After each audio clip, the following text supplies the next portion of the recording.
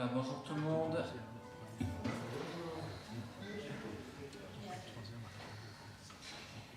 J'espère que vous avez le soleil dans votre cœur aussi, pas qu'au-dessus de la tête ce matin. Ça fait du bien, n'est-ce pas? Alors on va commencer par les annonces. Donc n'oublions pas que c'est la collecte mission aujourd'hui, donc j'espère que vous avez mis un petit peu de côté pour nos missionnaires. Mardi à 12h30 et 19h30, notre étude biblique avec le Zoom. On va recommencer les bonnes habitudes. Jeudi à 19h30, réunion de prière et c'est chez Elisabeth cette semaine. On ne s'est pas trompé. Voilà. Parfait. Le 18 du 9, rappel, soirée témoignage avec Yannick Christen. Et vous avez des petits papiers si vous voulez inviter l'une ou l'autre personne, votre entourage. Voilà, c'est un témoignage assez fort, donc n'hésitons pas à le faire savoir. Et alors, concernant notre sœur, donc on nous a envoyé ce matin la liste des autres réunions, on peut aussi la voir, au cas où vous ne seriez pas disponible le 18. Donc le 12 et le 13, c'est à l'église de Flémal, l'église où Victor Caserta était pasteur. Le 14 septembre, c'est l'église Elim à Warem, je ne connais pas. Donc le 18 c'est chez nous, le 19 c'est à Nivelles, le 20 à Glo à Liège, ne me demandez pas où ça se trouve, et alors le 21 septembre c'est une date qui est encore disponible pour ceux qui voudraient l'inviter. Voilà. Autre chose, donc on peut peut-être passer à l'image suivante, ça c'est le petit folder, voilà, donc vous pouvez le distribuer, et le suivant, voilà, donc juste avant, le soir aussi du 18, si certains préfèrent aller se former là-bas. Donc c'est une soirée d'information GLO avec Gary Blair à l'église de Champion, donc une église sœur. Alors GLO, pour ceux qui ne connaissent pas, c'est une société qui désire aider les églises en Europe pour l'évangélisation, pour le missionnariat. Donc voilà, ils viennent à Champion pour faire découvrir GLO et qui sait peut-être entraîner certaines églises à l'évangélisation avec eux. Voilà. Ensuite, on a bien sûr le 27, notre festival, donc n'oubliez pas de continuer de prier. Alors quelques nouvelles à ce sujet-là. Donc Eliel a eu un coup de fil pour confirmer le nombre de personnes. Et après discussion, on aura un bus de 50 places réservées pour Glen. Donc si vous voulez inviter encore beaucoup de monde, n'hésitez pas. À la base, on avait dit 22-24 personnes, mais il y a encore de la place. Donc voilà, je sais qu'il y en a qui sont venus me trouver par après et qui voulaient savoir s'ils pouvaient venir, mais n'hésitez pas. Et alors le 20, la semaine avant, donc ça on n'a pas l'affiche, mais c'est la convention des APEB. Donc n'hésitez pas à venir. Je ne sais pas si on a déjà mis l'affiche, mais si ce n'est pas le cas, ça sera fait la semaine prochaine. Voilà. Alors pour ceux qui n'ont pas d'email ou qui n'ont pas encore eu l'information, donc notre sœur Vanda, cette semaine était très faible, elle est tombée à plusieurs reprises. Ils ont été avec elle aux urgences et elle se trouve actuellement au Val d'Or pour une petite convalescence et faire des examens. Alors, Samuel qui est là peut peut-être nous donner un peu plus de nouvelles, comme tu m'as dit juste avant. Donc là, elle est au Val d'Or, c'est une période de revalidation. Elle va faire de la kiné. Apparemment, d'après Stéphane, on va la voir aujourd'hui, mais elle a un bon moral. Elle est contente que les infirmières sont petits soins avec elle et tout ça. Et donc pour l'instant, ça se passe bien. Ouais. Elle se remet tout doucement. Oui. Voilà. Merci. Et alors, on a reçu aussi notre nouvelle concernant notre frère Alphonse qui a été hospitalisé. Donc, voilà, on n'a pas encore trop de nouvelles. On sait que ça n'allait pas trop bien. Je crois que c'est lui plutôt au niveau de son moral. Il n'avait pas l'air trop bien ces temps-ci. Donc, voilà, continuons à prier pour lui et on espère avoir des nouvelles rapidement. Voilà. Y a-t-il d'autres annonces, d'autres informations ? Non. Alors, je vous invite à prier.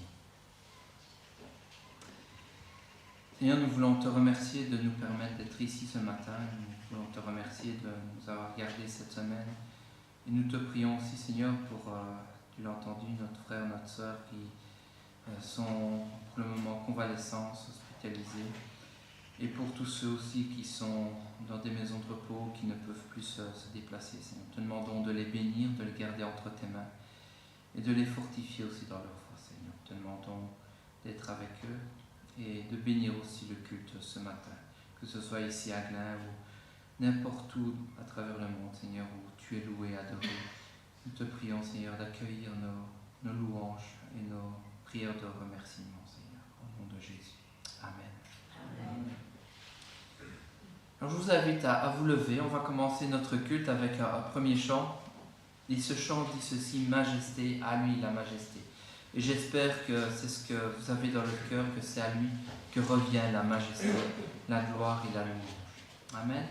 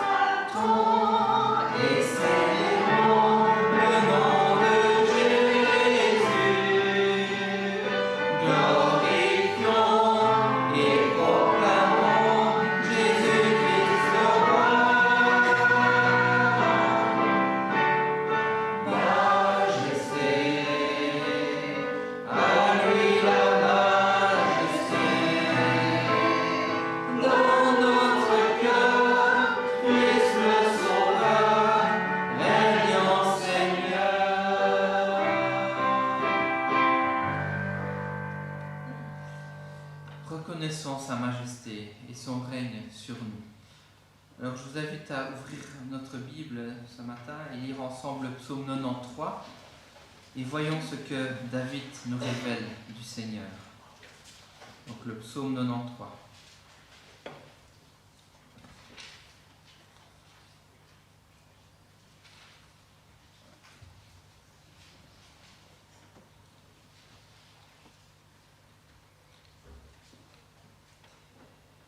L'Éternel règne, il est revêtu de majesté. L'Éternel a la force en guise de vêtements, en guise de ceinture. Aussi le monde est ferme, il n'est pas ébranlé. Ton trône est établi depuis longtemps, tu existes de toute éternité. Les fleuves font entendre l'Éternel, les fleuves font entendre leur voix. Les fleuves font entendre le grondement de leurs flots. Plus encore que la voix des grandes eaux, des flots puissants de la mer, l'Éternel est puissant dans les lieux célestes. Tes instructions sont entièrement vraies. La sainteté convient à ta maison, Éternelle, jusqu'à la fin du monde. Amen. L'Éternel règne. Il règne sur sa création. Il a mis des règles qui permettent à l'univers de rester en place et de tourner rond, si on pourrait dire. Et tout ce que nous pouvons regarder en dehors de ce que l'être humain abîme est magnifique. Tout ce que le Seigneur a créé est magnifique. Et nous pouvons chanter ce matin, notre Seigneur, chanter et annoncer qu'il règne et qu'il est majestueux, maintenant et à jamais. L'Éternel règne, il est majestueux, il est saint de force, il est sur son trône pour la durée des temps. Amen. Amen. Alors, levons-nous et continuons notre louange pour notre Seigneur.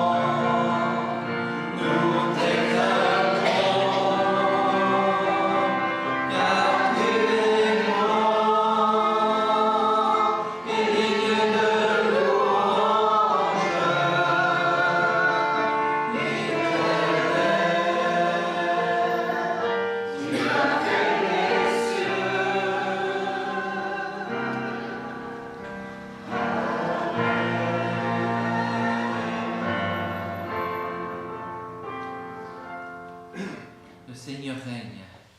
Il règne depuis la nuit des temps et il régnera pour l'éternité. C'est à lui que revient l'adoration et la gloire, car c'est lui qui a fait toutes choses et toutes choses étaient bonnes. L'homme se rebelle contre ses parents, contre l'autorité et même contre le Seigneur. Mais lorsqu'il se rend compte de sa petitesse, comment ne pas revenir à lui, comme l'a fait le Fils prodigue, et ne pas lui dire que ton puissant règne vienne. Car notre Dieu est un Dieu puissant et éternel. Alors ce matin, louons le Seigneur en lui disant simplement que ton règne vienne dans nos vies et sur la terre entière. Notre Père qui est au-dessus.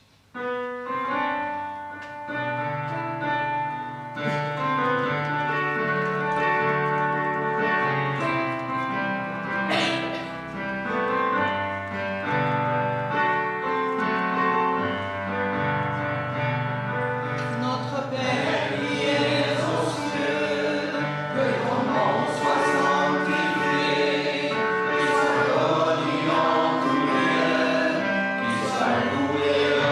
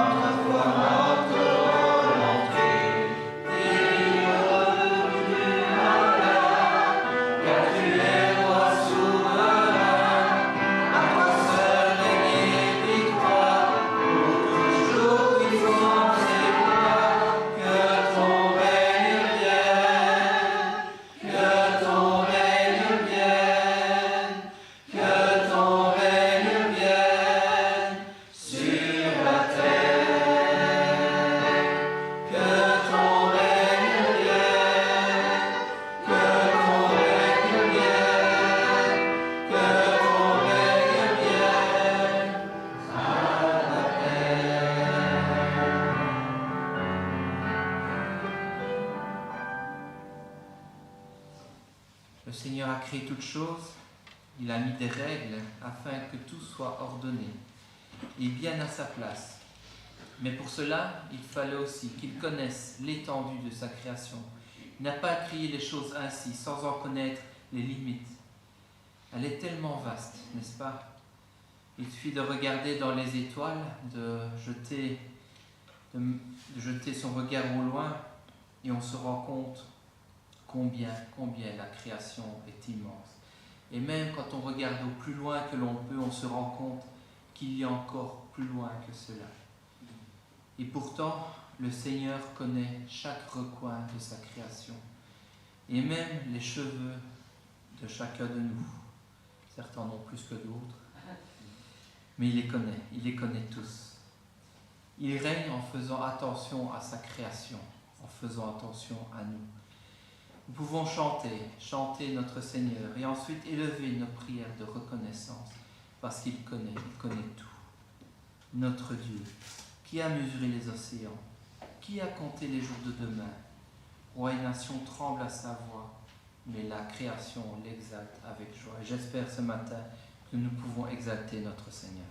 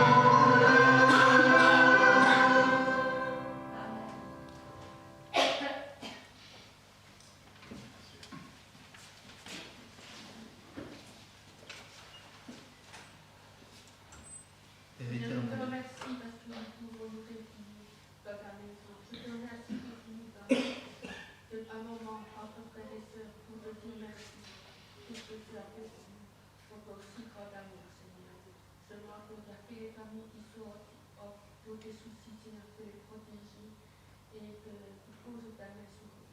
Seigneur, je te remercie encore pour ton amour et pour ton Fils que tu nous as donné, ainsi que cadeau. Et aide-moi, Seigneur, à être fidèle. Je demande tout cela dans le nom de Jésus. Amen. Amen. Et Seigneur, tu mérites notre adoration, tu mérites toute notre louange, Seigneur. Car tu n'es pas un Dieu lointain, tu es un Dieu présent, tu es un Dieu qui fait attention à ses créations. Tu es le Seigneur qui a mis des règles afin que tout se passe bien. Et Seigneur, malgré cela, nous nous sommes éloignés de toi. Et c'est à cause du péché, Seigneur, de notre péché, que cette création qui est autour de nous est abîmée. Et Seigneur, nous te prions de revenir bientôt afin de restaurer cette création, de restaurer cette immensité, Seigneur, que tu as mis en place. Comme tu as restauré notre âme, comme tu as pardonné à nos cœurs, Seigneur. Merci de nous garder et de bénir encore ce culte. Amen. Amen. Seigneur, je t'appuie par ta parole. Tu as créé l'univers. Tu as laissé ta parole descendre ici parmi nous. Et cette parole a pris chair. Cette parole est venue souffrir à nos côtés. Elle a même souffert au-delà de ce que nous pourrions supporter. Tu l'as laissé clouer sur la croix. Mais tu l'as ressuscité. Tu l'as ressuscité et tu l'as placé à ta droite. Et pour cela, Seigneur, et ce matin encore, nous voulons te dire merci. Et s'écrire tous ensemble. Abba, Père, notre Père. Amen. Merci Seigneur, car tu es toujours celui qui veille sur nous. Tu es le même hier, aujourd'hui, éternellement. Merci pour ce bonheur que nous avons de t'appartenir. Merci Seigneur pour tous tes bienfaits. Ta création est parfaite. Seigneur, toi tu es notre créateur, et nous sommes tes créatures. Nous voulons louer, adorer, nous prosterner devant toi. Tu en es digne. Merci Seigneur. Amen. Amen.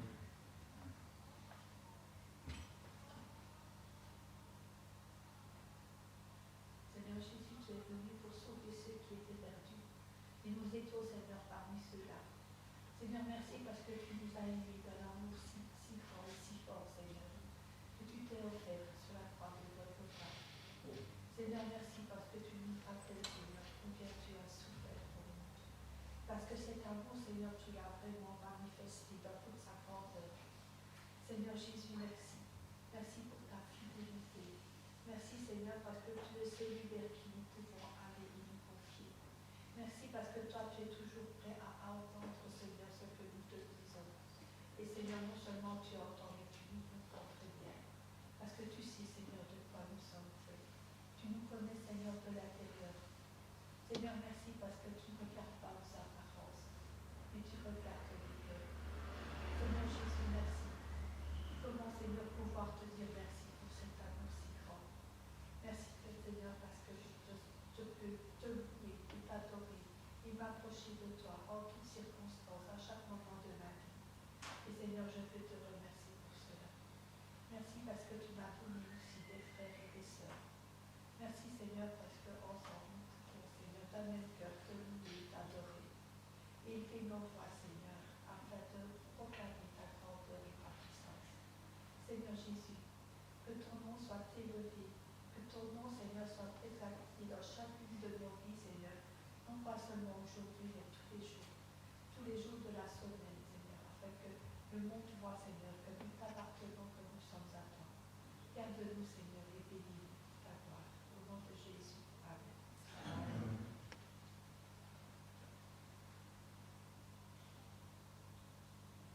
Seigneur notre Dieu, nous reconnaissons que tu es l'auteur de tout ce qui existe. Tu mérites notre reconnaissance parce que tu nous as créés. Et quand nous sommes détournés de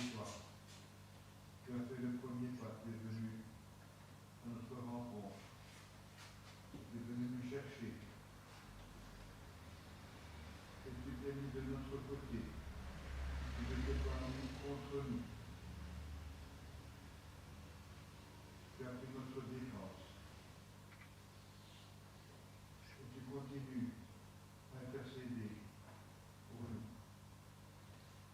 Nous te remercions, Seigneur Jésus, parce que tu es venu t'asseoir à côté des pécheurs.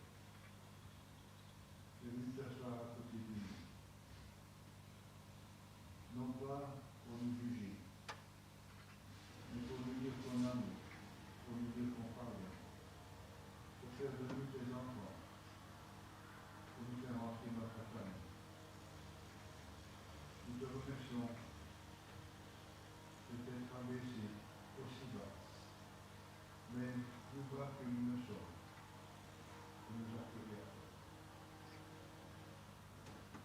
C'est pour cela que nous t'apportons la reconnaissance de notre foi, au nom de Jésus. Amen.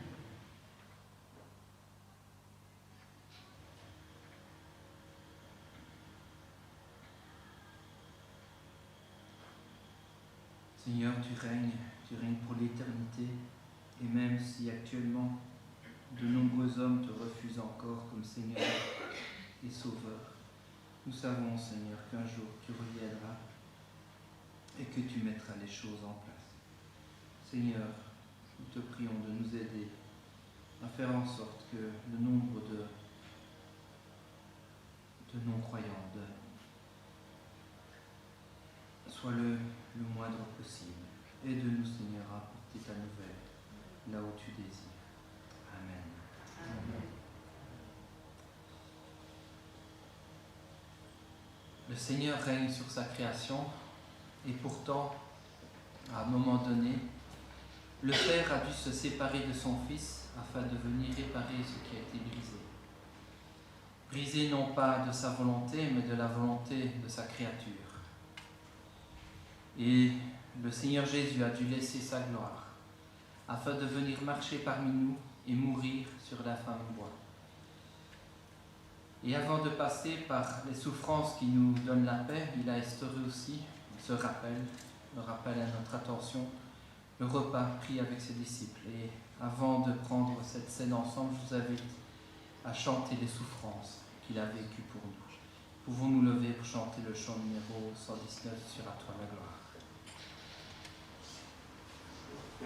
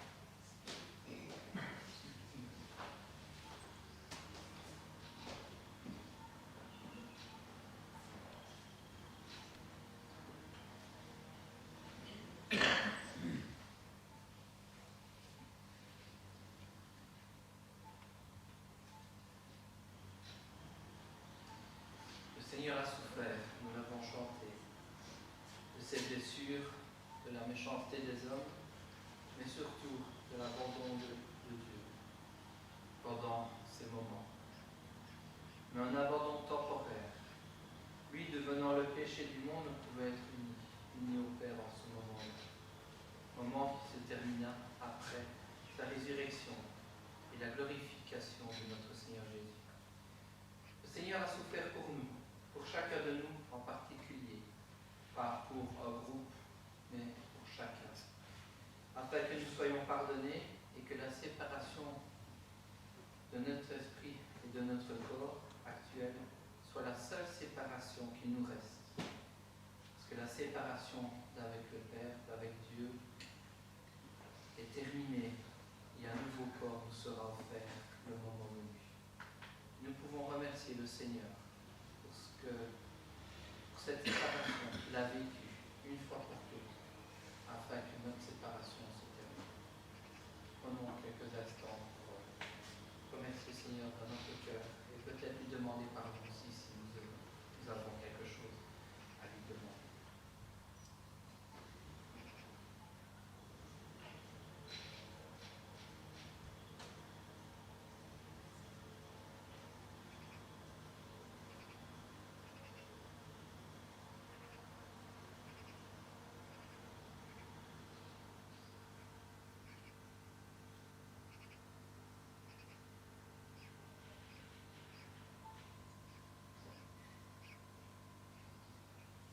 Seigneur Jésus, dans ces moments de solitude, tu as dû avoir le cœur brisé. Brisé de cette solitude où tu as été seul devant cette coupe, seul devant cette croix, seul sur la croix. Seigneur, même si tu étais entouré de monde, combien ton cœur devait être lourd et en même temps heureux d'accomplir le sacrifice qui permettrait à un grand nombre d'être sauvés. Seigneur, nous te remercions pour ce don merveilleux que tu as accompli et pour ces souffrances que tu as vécues à notre place. Amen. Amen. Bon, j'invite tous ceux qui ont accepté le Seigneur de leur vie et qui sont passés par les eaux du baptême, comme le Seigneur le demande, de se lever pour faciliter la distribution.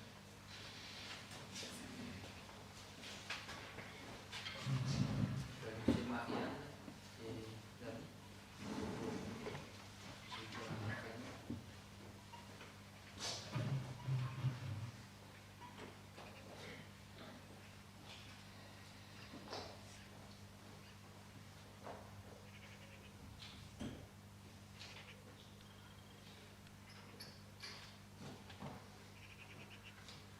Car j'ai reçu du Seigneur ce que je vous ai transmis. Le Seigneur Jésus, la nuit où il a été arrêté, a pris le pain, et après avoir remercié Dieu, l'a rompu et dit, prenez, mangez, demandez un moment de prière. Seigneur mon Dieu, merci. Merci pour ton amour, Seigneur. Merci Seigneur pour ce corps, Seigneur, donné à la croix, Seigneur. Merci Seigneur pour cette réconciliation que tu permets avec toi et avec toi, Seigneur. Reçois notre reconnaissance dans ce corps. Amen. Amen.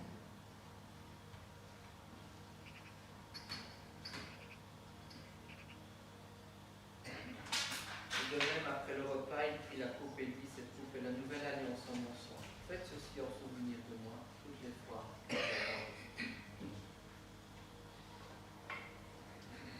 Merci Père, parce que tu as envoyé ton Fils pour la croix pour nos péchés, Seigneur Père. Je te demanderai de bénir ce juste sabbat où ton sang qui a été versé pour nous. Amen. Amen.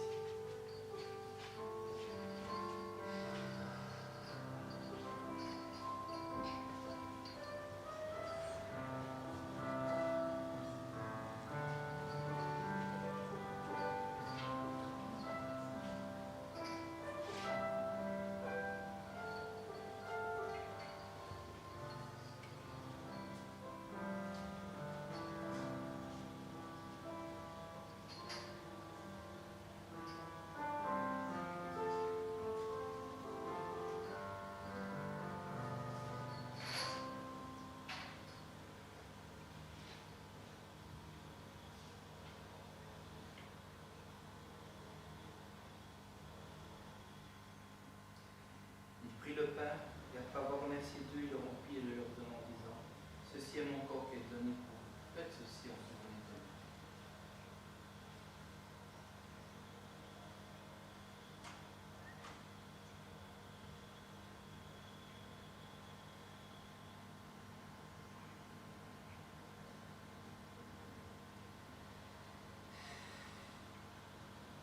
Et après le souper, il prit de même la coupe et la leur donnant, disant: cette coupe est la nouvelle alliance en mon sang qui est versée pour vous.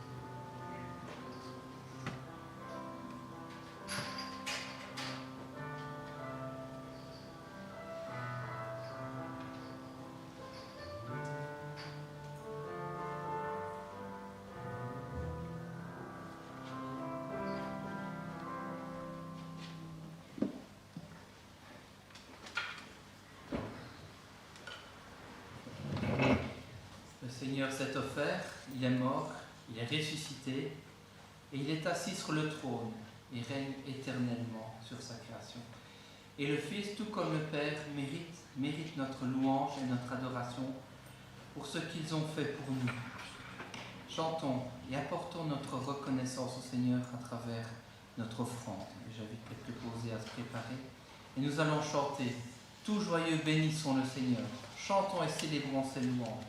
Et j'espère que la résurrection, la mort et la résurrection de notre Seigneur vous rend joyeux ce matin, parce que c'est grâce à lui que nous sommes là ensemble.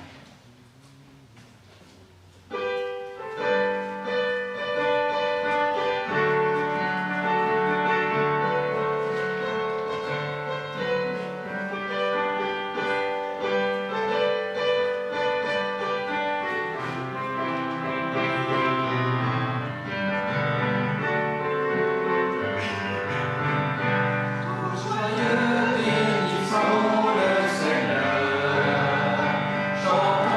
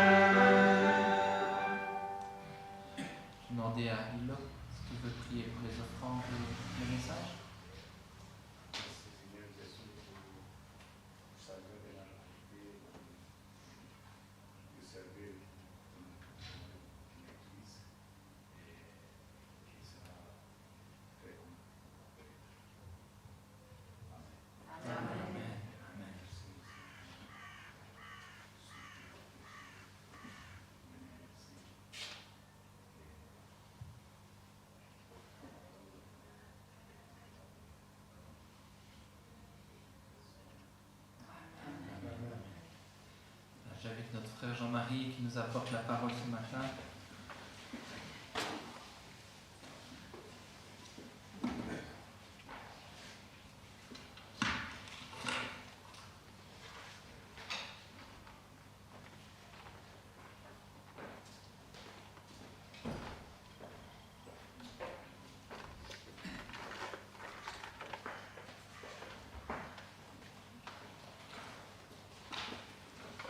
Bonjour à tous.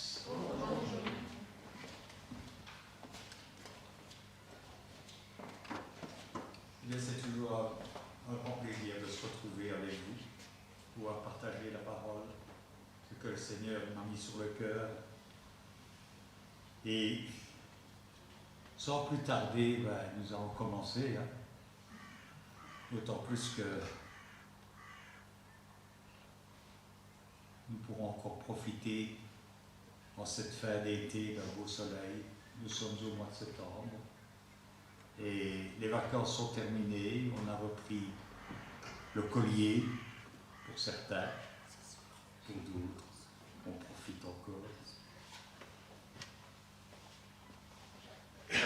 On a bénéficié d'une douce chaleur cet été, de belles nuits étoilées, et on les a encore.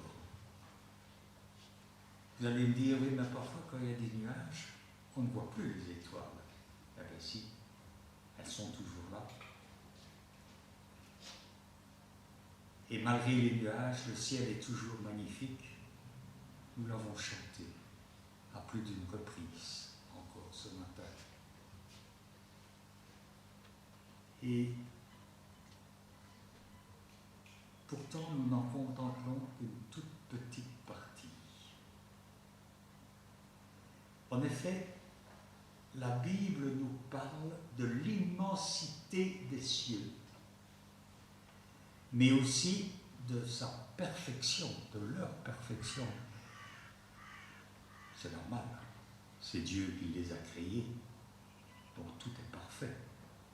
En plus, les cieux, c'est l'habitation de Dieu. On va commencer par une lecture, et si vous avez vos Bibles, je vous demanderai de les ouvrir dans la deuxième lettre de Paul aux Corinthiens. Deuxième lettre de Paul aux Corinthiens, au chapitre 12. Au chapitre 12 et au verset 2. Avant de lire, je voudrais quand même que vous vous rappeliez que Paul aux Corinthiens a parlé de ses souffrances encourues. En effet, l'apôtre a souffert les flagellations, la lapidation. Souvenez-vous, on en parle dans les Actes, il avait même été abandonné comme mort. Il a traversé les naufrages, les dangers des voyages dans des pays inhospitaliers. Il a été dans des déserts. Mais surtout, sa grande souffrance, c'est qu'il est tourmenté par des inquiétudes qui assaillent son cœur au sujet des églises. Lisons ce passage dans la deuxième lettre aux Corinthiens, chapitre 12, à partir du verset 2. Je connais un homme en Christ qui fut il y a 14 ans ravi jusqu'au 3e ciel. Si ce fut dans son corps, je ne sais. Si ce fut hors de son corps, je ne sais. Dieu le sait. Et je sais que cet homme, si ce fut dans son corps ou sans son corps, je ne sais. Dieu le sait. Fut enlevé dans le paradis et qu'il entendit des paroles ineffables qu'il n'est pas permis à un homme d'exprimer. L'apôtre Paul nous parle ici d'un 3e ciel, dans lequel il a été enlevé dans son corps, Il ne le sait. Est-ce qu'il en a rêvé? Il ne le sait. Toujours est-il qu'au travers de cette vision révélée à Paul, nous pouvons apprendre qu'il existe différents cieux. D'ailleurs, le tout premier verset de la Bible le dit bien. Au commencement, Dieu créa les cieux et la terre. Il n'a pas dit créa le ciel, créa les cieux. Ce n'est donc un secret pour personne, puisque Moïse l'écrit dans son premier livre. Créa les cieux. On va essayer d'en voir un peu plus clair, ou du moins apprendre ce que la Bible peut nous révéler à ce sujet. Nous allons donc essayer de découvrir chacun de ces cieux en nous tenant uniquement à ce que nous dit la Bible. C'est la Bible qui est la vérité, c'est la Bible qui nous parle, donc c'est dans la Bible que nous devons apprendre quelle est la nature de ces différents cieux. Première chose qu'elle nous dit, c'est que les cieux ont été créés par la parole. Mais toutefois, elle utilise le terme ciel dans différents sens. Et elle utilise ce terme ciel dans 3 sens différents. Le premier, c'est le premier ciel. C'est le ciel que nous voyons de nos propres yeux. Lorsqu'on lève les yeux, on voit le ciel. Le deuxième ciel, c'est celui qui est aussi appelé les lieux célestes. Et le troisième ciel, c'est la demeure de Dieu. On va commencer par le premier ciel. On va suivre un ordre logique. On décolle et on va ouvrir nos Bibles au chapitre 1er de la Genèse, chapitre 1er, au verset 6. Et nous allons lire. Dieu dit qu'il y ait une étendue entre les eaux et qu'elle sépare les eaux d'avec les eaux.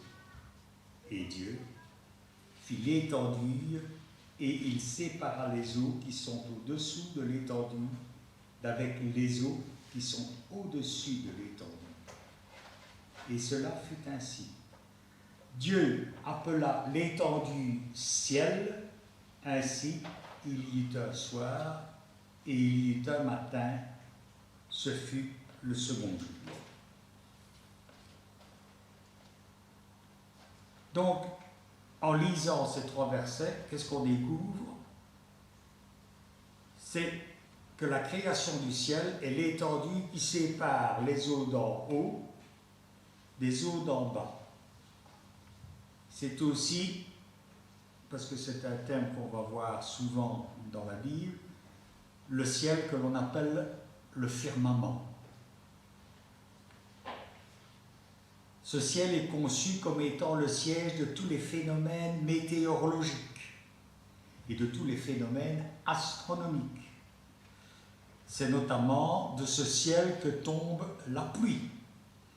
C'est de ce ciel que soufflent les vents. C'est dans ce ciel qu'il y a accumulation de tous les nuages. Et cette accumulation de nuages, à un moment donné, déclenchera des orages, déclenchera de la pluie terrible, des éclairs, des vents. Et je n'invente rien quand on parle des éclairs, des vents et tout ça, parce que de ces phénomènes extraordinaires qui peuvent être même parfois catastrophiques, puisque Jérémie en parle au chapitre 10, verset 13. Ne cherchez pas, je vais vous le lire. À sa voix, les eaux mugissent dans les cieux. Il fait monter les nuages des extrémités de la terre. Il produit les éclairs et la pluie. Il tire le vent de ses trésors.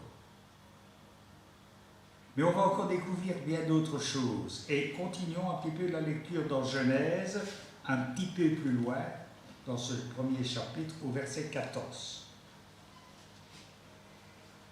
Dieu dit qu'il y ait des luminaires dans l'étendue du ciel pour séparer le jour d'avec la nuit, que ce soit des signes pour marquer les époques, les jours et les années, et qu'ils servent de luminaires dans l'étendue du ciel pour éclairer la terre. Et cela fut ainsi. Dieu fit les deux grands luminaires, le plus grand luminaire pour présider au jour, et le plus petit luminaire pour présider à la nuit. Il fit aussi les étoiles. Dieu les plaça dans l'étendue du ciel pour éclairer la terre, pour présider au jour et à la nuit, et pour séparer la lumière d'avec les ténèbres. Dieu vit que cela était bon. Dans ces 5 versets que nous venons de lire, on voit que Dieu dispose des luminaires. Et ces luminaires qui ont donc des fonctions bien précises. Le soleil, la lune, les planètes, les étoiles. Et chacun a des fonctions bien précises, comme je vous l'ai dit, parce qu'il y en a qui président au jour, comme le soleil, et il y en a qui président à la nuit, comme la lune, les étoiles.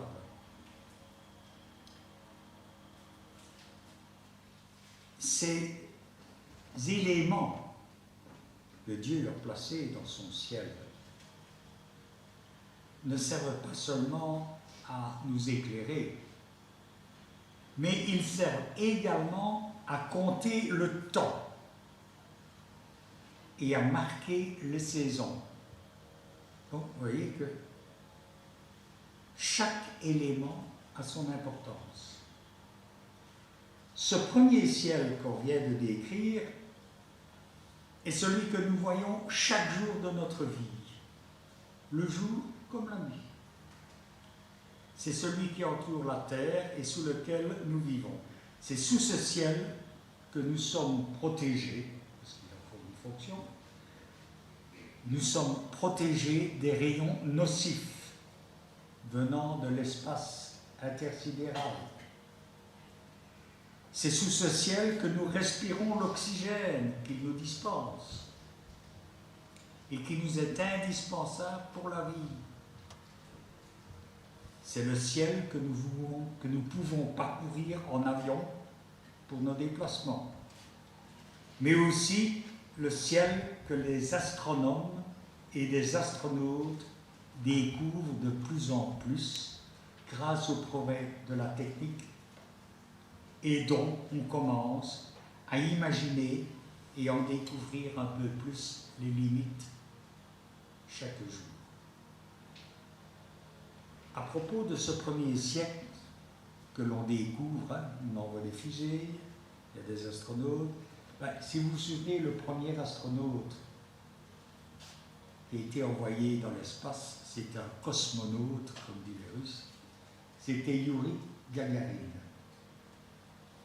J'étais petit et je me souviens avoir entendu à la radio, après les fameux bip-bip de Telstar, les Russes ont envoyé un homme dans l'espace. En fait, il a fait un monde. Et à son retour sur Terre, il a déclaré, avec vanité, devant tous les grands pontes du Parti communiste, il a déclaré avoir cherché partout après Dieu. Il ne l'a jamais trouvé. Quelle ironie, quelle vanité, quel dédain, quelle pauvreté d'esprit. lui qui a pu admirer pour la première fois notre belle planète, le don de Dieu. Il n'avait pas besoin de chercher dans l'espace. En regardant notre planète, il voyait Dieu. Il voyait ce que Dieu avait fait. C'est pourtant bien, une réflexion comme ça, c'est pourtant bien ce que pensent beaucoup de personnes de ce monde. Et c'est encore bien la preuve que Satan essaye de nous tromper en utilisant les progrès de la science et de la technique. Allons un petit peu plus loin. Sortons du premier ciel et allons vers le deuxième ciel.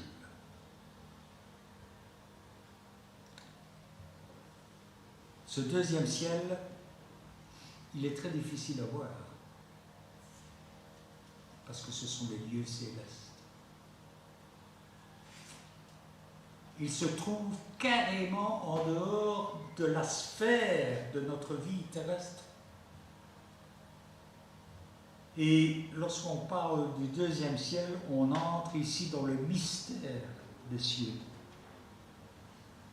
qu'on ne peut pas voir avec nos yeux, car il s'agit, comme je le dis, d'un monde spirituel, un monde auquel notre physique n'y a pas accès, et il n'a pas droit d'y aller. Par contre, l'homme peut, par ses actions dans le monde visible, donc dans notre premier ciel, avoir une influence dans ce monde invisible. Il peut avoir une influence dans les lieux célestes. Les lieux célestes viennent du grec épouranios,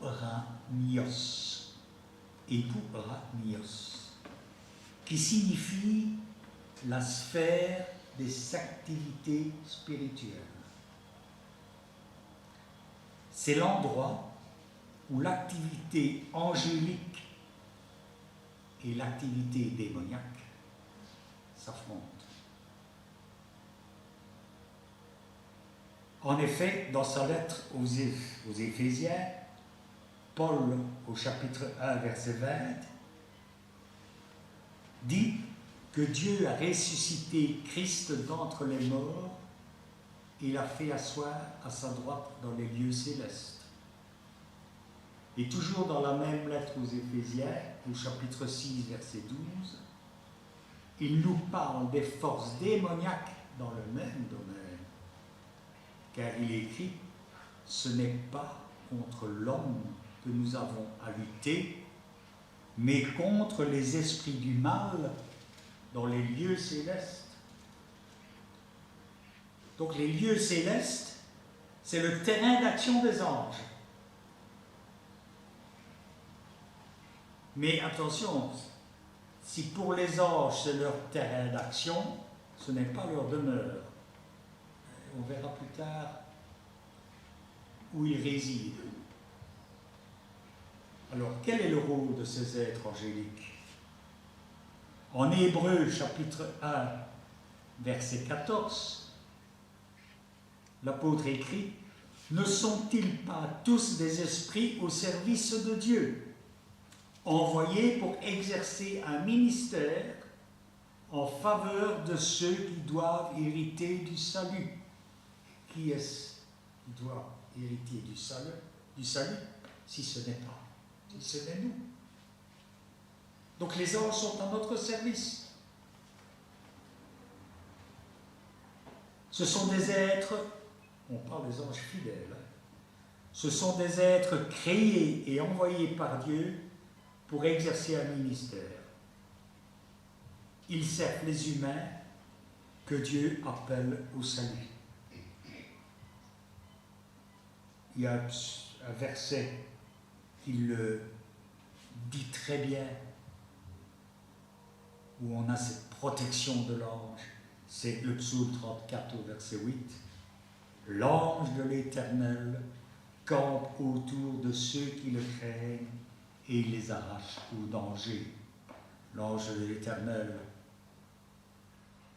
c'est Christ, mais il a tous ses anges avec lui qui nous protègent du danger.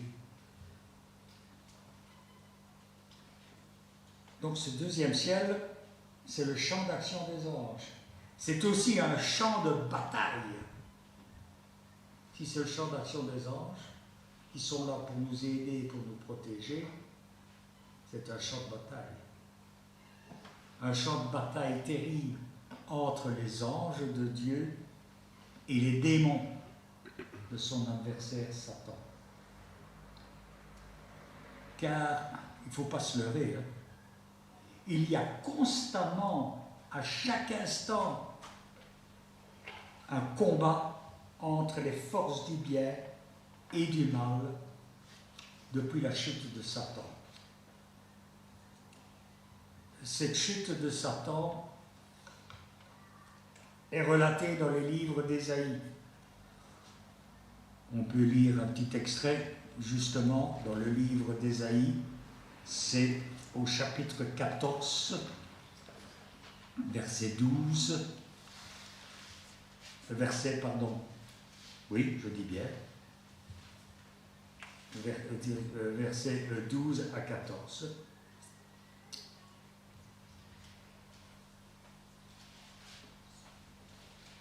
Te voilà tombé du ciel, astre brillant, fils de l'aurore. Tu es abattu à terre, toi, le vainqueur des nations. Tu disais en ton cœur, je monterai au ciel, j'élèverai mon trône au-dessus des étoiles de Dieu. Je m'assiérai sur la montagne de l'assemblée, à l'extrémité du septentrion. Je monterai sur le sommet des nues, je serai semblable au Très-Haut. Mais tu as été précipité dans le séjour des morts, dans les profondeurs de la fosse. Ceux qui te voient fixent sur toi leur regard. Ils te considèrent attentivement.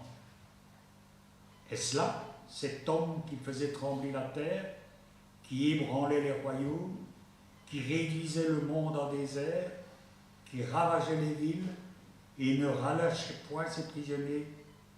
Tous les rois des nations, oui tous, reposent avec honneur, chacun dans son tombeau, mais toi, tu as été jeté loin de ton sépulcre.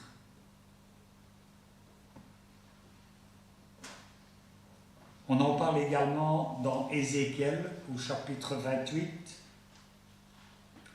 versets 12 à 18, que je vous invite à lire. Vous pourrez le lire à la maison. Vous verrez que c'est très intéressant. Mais je voudrais vous dire que, attention, quand on dit que Satan est tombé du ciel, cela veut dire qu'il a été banni de la présence de Dieu. Mais il garde encore toute sa puissance.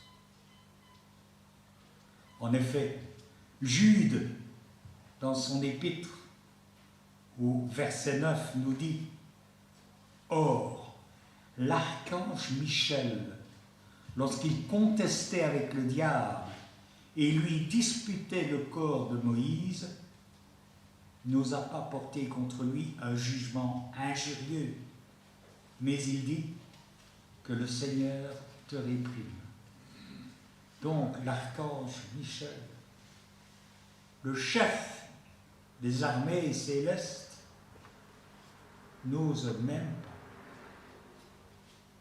porter un jugement sur Satan. C'est pour vous dire l'importance que Satan continue à avoir. Avant sa chute, il était le premier ange après Dieu. Mais il n'a plus gardé ce statut de premier ange après Dieu. Mais sa puissance, il l'a toujours. Et il est toujours là pour essayer de nous ravir, de nous grappiller. C'est pour ça qu'il a été jeté du ciel. Pour quelle raison donc il a été jeté du ciel? Ben, c'est tout simplement à cause de son orgueil infini. Il désirait être Dieu. Il ne voulait plus être son serviteur. Quand vous lirez Ézéchiel, vous verrez que Satan est décrit comme un être d'une beauté exceptionnelle. Il était probablement le plus élevé des anges. C'était le chérubin oint, le plus beau de toutes les créatures de Dieu. Cependant, cela ne lui suffisait pas. Il voulait encore plus. Et le plus, je prendrai une petite expression humoristique de bande dessinée, il voulait être le calife à la place du calife. Il voulait être Dieu à la place de Dieu.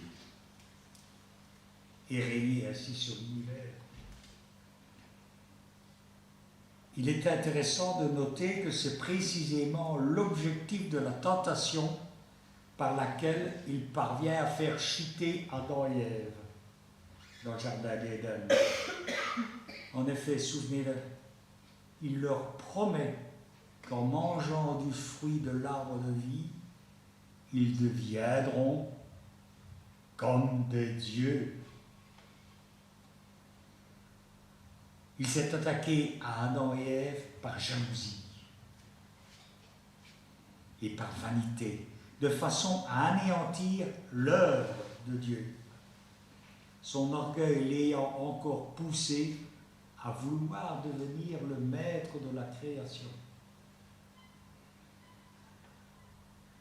Souvenez-vous, lors de la naissance de Jésus, il a encore essayé de détruire l'œuvre de rédemption en voulant tuer Jésus par l'intermédiaire du roi Hérode, qui a fait faire massacrer tous les enfants de moins de 2 ans. Et là encore, il a échoué dans son entreprise. Il essaya personnellement alors de tenter Jésus dans le désert. Et là aussi, il a échoué. Il a cru réussir dans ses plans lors de la crucifixion. Mais la résurrection de Jésus le vaincra définitivement. Mais ce n'est pas parce qu'il est vaincu, comme je vous l'ai dit, qu'il a perdu toute sa puissance. Il est toujours là, en attente. Il cherche. Et il cherchera jusqu'à la fin des temps.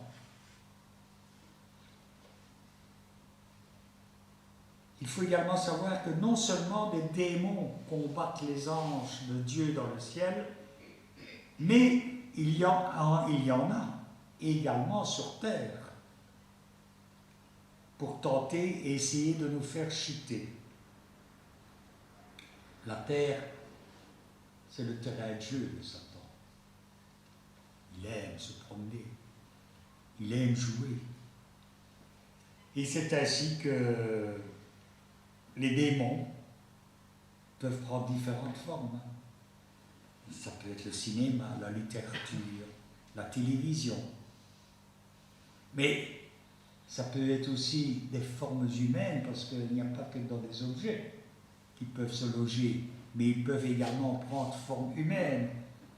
Des magiciens, des diseurs de bonne aventure, des faux prophètes, etc.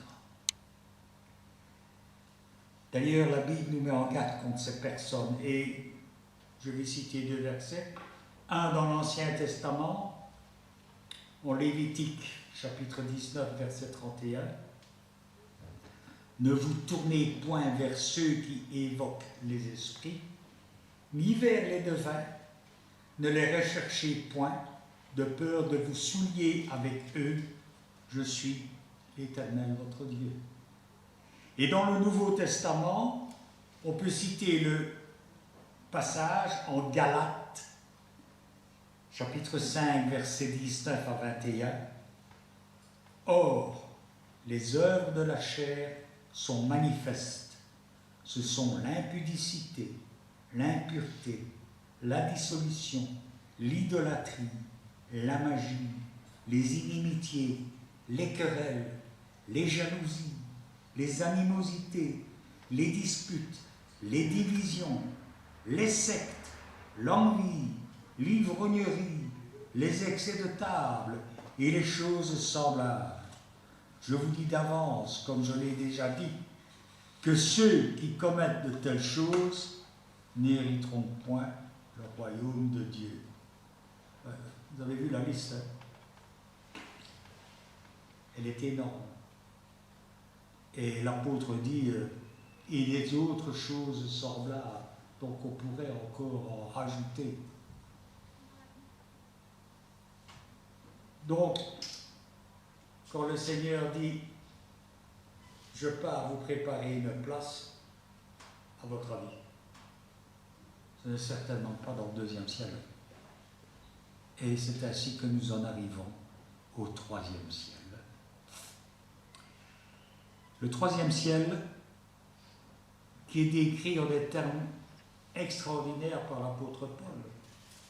On l'a lu dans son verset. Et il ne peut pas le décrire tellement il n'y a pas de paroles pour les exprimer. Il utilise le terme le paradis. Ce troisième ciel, ce paradis, constitue la sphère spirituelle, parce que nous ne le voyons pas non plus. Hein. Si on n'avait déjà pas le deuxième, a fortiori le troisième, beaucoup plus loin. Il constitue la sphère spirituelle dans laquelle Dieu se tient. C'est la demeure de Dieu. C'est son royaume. Et d'autres chose très importante pour nous chrétiens, c'est notre but par la foi. C'est notre but par la foi et par l'action du Saint-Esprit. Et c'est notre terre promise. Israël avait une terre promise quand ils étaient prisonniers en Égypte. C'était Canaan. Et nous, chrétiens, prisonniers ici, sur cette terre, notre terre promise, c'est la demeure de Dieu, c'est ce troisième ciel. C'est donc notre destination ultime, celle qui nous est destinée depuis toute éternité. Et nous ne pouvons l'oublier, car c'est pour nous en donner l'accès que Jésus-Christ est venu souffrir et mourir pour nous. Jésus-Christ lui-même, d'ailleurs, en parle lui-même avant de rendre son dernier soupir sur la croix en disant aux brigands, et je vais citer là Luc, chapitre 23, verset 43, « Je te le dis, en vérité, aujourd'hui, tu seras avec moi dans le paradis. » Nous devons apprendre à vivre dans le troisième ciel. Et pour cela, nous devons discerner ce à quoi il ressemble. Comme je l'ai dit précédemment, le troisième ciel, c'est le lieu de résidence de Dieu. Et on y accède par la foi et par le Saint-Esprit qui habite en nous, par notre baptême. Nous n'avons pas encore vu le troisième ciel comme Paul l'a vu en extase, mais nous pouvons être tout aussi confiants dans notre avenir au ciel parce que nous sommes en Christ et que ce dernier est retourné auprès du Père pour nous préparer une place. il l'a dit. Il nous prépare une place dans ce troisième ciel auprès du Père.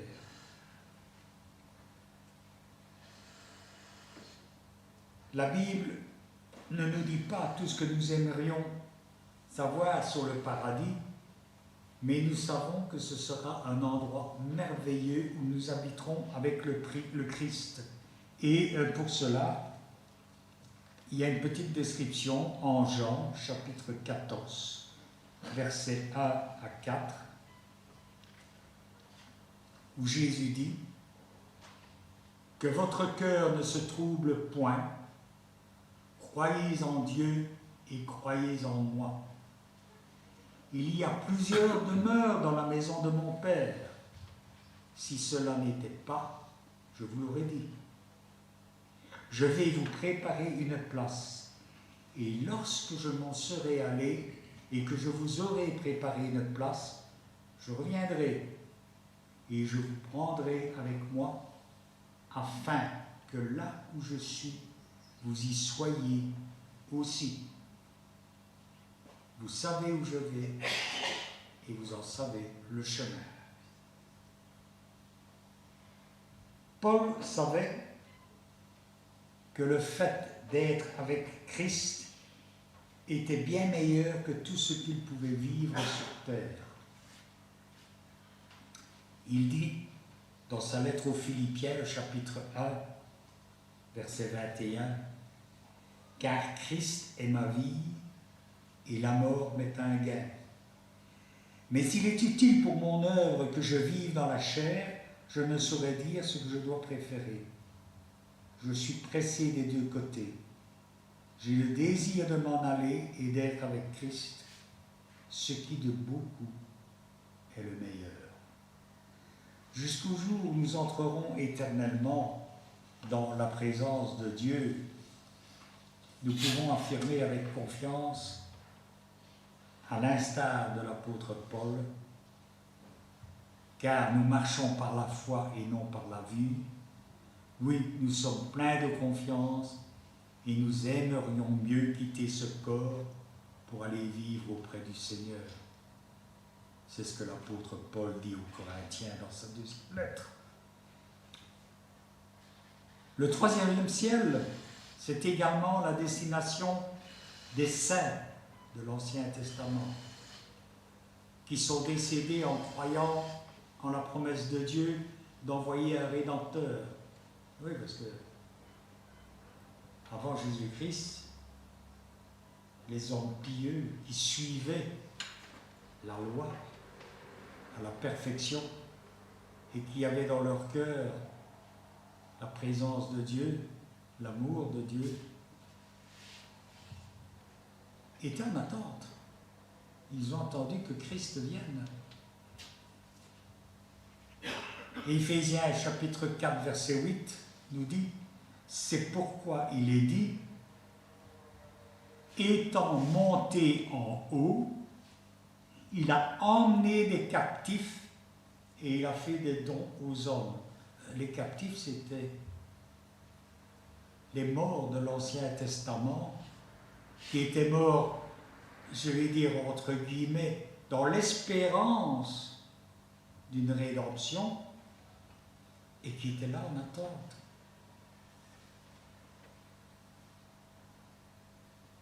Comme dans un royaume terrestre, Dieu, sur son trône, possède une cour, chargée de chanter ses louanges, comme nous l'avons fait encore ce matin.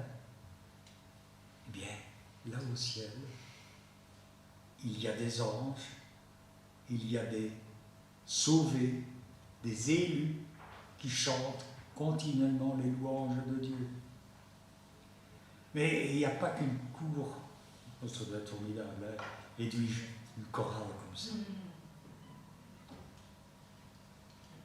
Il est entouré de toute une armée aussi, qui est commandée par l'archange Michel, on en a parlé tout à l'heure. L'archange Michel commande une armée de légions innombrables.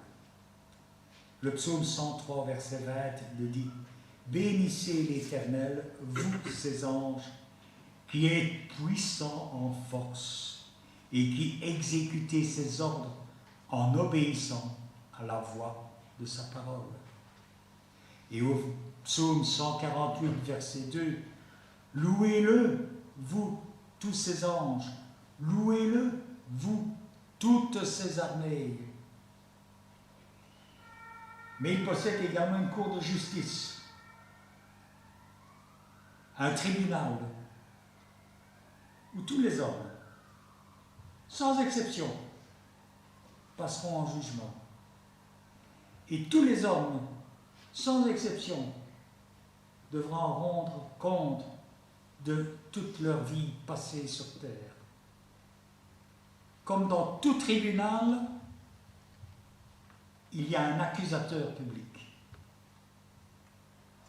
Et cet accusateur public, vous devinez qui c'est?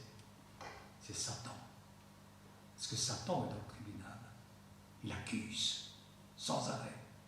Il cherche. Il analyse. Il gratte. Mais devant lui, on a le meilleur des avocats. C'est Jésus-Christ, en personne. Le troisième ciel, c'est véritablement la demeure de Dieu. Dieu n'est pas dans les nuages, et il n'est pas non plus dans l'espace.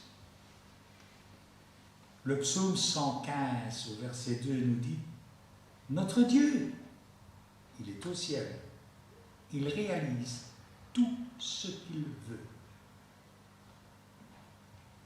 Alors c'est au troisième ciel que se trouve présentement la Jérusalem céleste, où Dieu habite avec les anges qu'il a créés.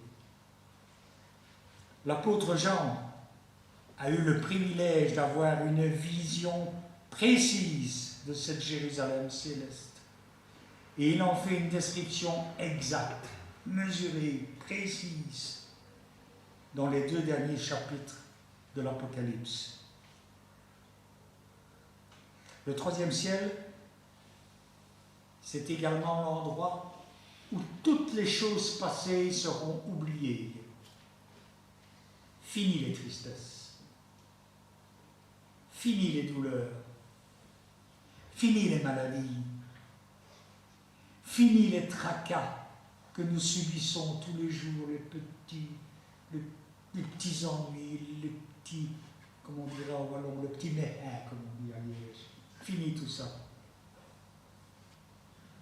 Les choses passées seront définitivement oubliées.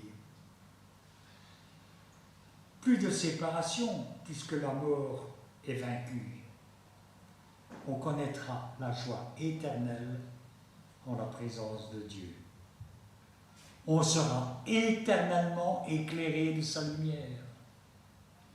On sera face à face avec l'agneau de Dieu, qui nous a tant aimés et qui s'est sacrifié pour que nous puissions jouir de sa présence au ciel pour toute l'éternité. Le paradis du jardin d'Éden, comme Dieu l'avait conçu au commencement, est recréé. Mais, je dirais même, qu'il est recréé d'une façon encore plus merveilleuse, plus excellente. Le fleuve de l'eau de vie coule librement et l'arbre de vie est de nouveau accessible, produisant des fruits chaque mois et des feuilles qui servent à la guérison de toutes les nations. Malgré toute la beauté que Jean apporte à sa description,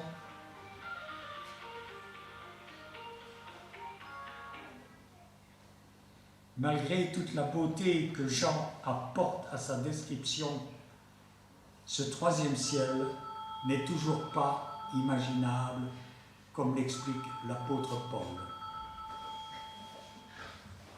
Mais comme il est écrit, ce sont des choses que l'œil n'a point vues, que l'oreille n'a point entendues et qui ne sont point montées au cœur de l'homme. Des choses que Dieu a préparées pour ceux qui l'aiment. 1 Corinthiens, chapitre 2, verset 9. Nous serons en face de l'agneau de Dieu qui nous a tant aimés et qui s'est sacrifié pour nous, pour que nous puissions profiter de sa présence pour l'éternité. Et c'est là que se situe notre plus grande joie. Être dans la présence de notre Seigneur. Être dans sa présence, le contempler face à face pour l'éternité. Quelle perspective merveilleuse. C'est la chose la plus merveilleuse que nous puissions garder dans notre cœur. Et dans cette espérance, dans cette attente de cette éternité auprès de notre Seigneur, je vous souhaite un bon dimanche et une bonne semaine. Amen.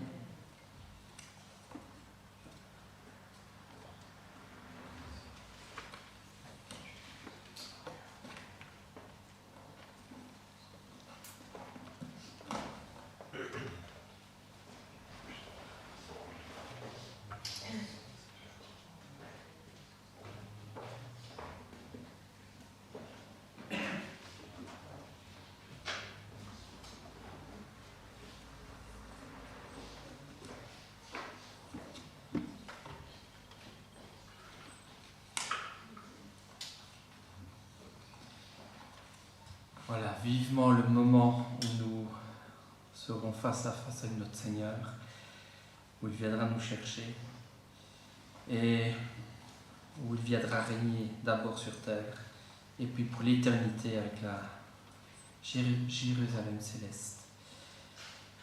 Et où nous pourrons être avec lui pour l'éternité. Alors je vous invite à terminer ce culte avec le chant numéro 78 de « À toi la gloire », qui dit ceci: dans les cieux sur la terre, il n'est aucun nom plus doux, aucun que mon cœur préfère que au nom de Christ mort pour nous. J'espère que c'est ce que vous avez dans le cœur ce matin. Et j'invite aussi les préposés aux offrandes à passer parmi nous pour la collecte mission. Levons-nous pour chanter le chant 78.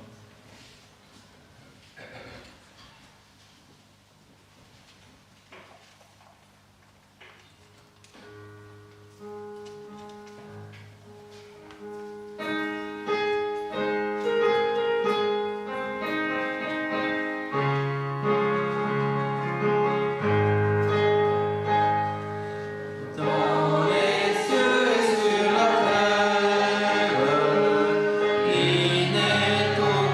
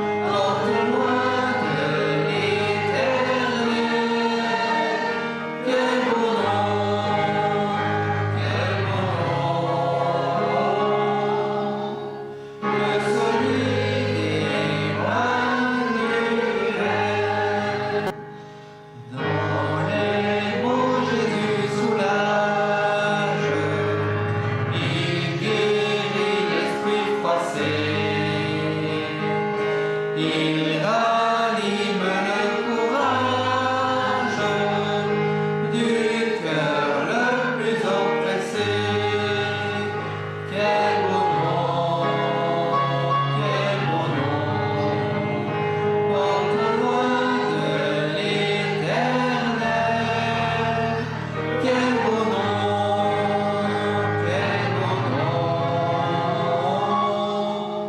que celui